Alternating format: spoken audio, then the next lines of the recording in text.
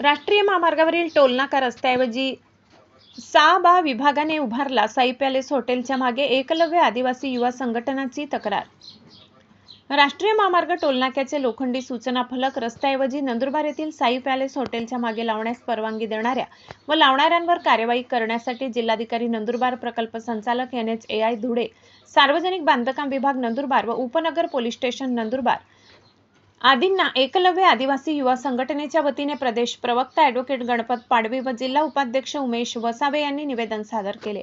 नुकतेच दिनांक 24 ऑगस्ट 2026 रोजी एकलव्य आदिवासी युवा संघटनेच्या वतीने नंदुरबार शहराच्या बाहेरील तळोदा रस्त्याला लागून असलेल्या साई पॅलेस हॉटेल येथे राष्ट्रीय महामार्ग टोलनाक्याचे लोखंडी सूचना फलक संरक्षण भिंत म्हणून हॉटेलला लावण्यात आलेले आहे. या राष्ट्रीय महामार्ग टोलनाका प्रशासनाने सदर लोखंडी फलक अत्यंत कमी किमतीत साई हॉटेल मालकाला विकून दिल्याची शक्यता आहे. त्यामुळेच हॉटेल मालकाने ते फलक आपल्या हॉटेलच्या संरक्षण भिंतीसाठी वापरले आहेत.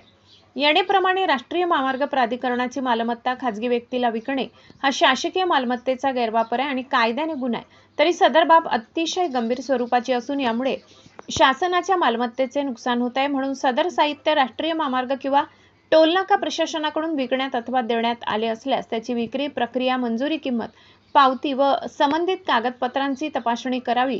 म्हणजेच सदर लोखंडी फलक कोणी दिला आणि कोणी घेतला याची तात्काळ निष्पक्ष चौकशी करण्यात यावी. यामध्ये दोषी आढळणाऱ्या टोलनाका प्रशासनातील अधिकारी, कर्मचारी आणि साई हॉटेल मालक यांच्यावर कायदेशीर कारवाई करण्यात यावी असे निवेदनात म्हटले. पुलायन जाधव, म्हसावद.